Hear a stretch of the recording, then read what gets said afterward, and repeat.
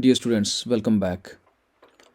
In this chapter, I'm going to explain about computer hardware and software and how operating system and kernel is distributed between two. Let's take an example that we have a physical machine, any PC, laptop, computer that has various physical components like CPU, it has memory, we call that RAM, then it has let's say any PCI or PCIe interface, then it has hard disk inside it and many other physical components, and we call these physical components as hardware. So this hardware, when we install operating system, then operating system has its core module which is called as kernel module.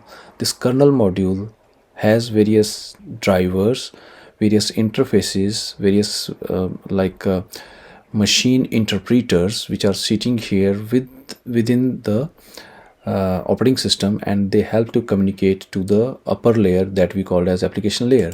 So then we have application modules, like let's say we are using when we logged in into operating system, we see start menu, we see interface, we see terminals. All those application modules with the help of kernel are communicating with the hardware module, and we turn these application module and kernel module together operating system. And various vendors, they have changed it as per their own requirement or added new features, and that's why they are coming with various distributions.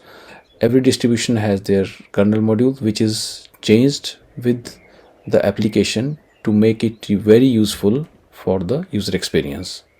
So this layer where operating system is installed, and it contains various combination of softwares, like we have operating system that has kernel module and other integrated components helping to communicate hardware with the operating system. And then on top of operating system we have various other softwares, like we have application softwares, for example Microsoft Word, Excel, or other running program.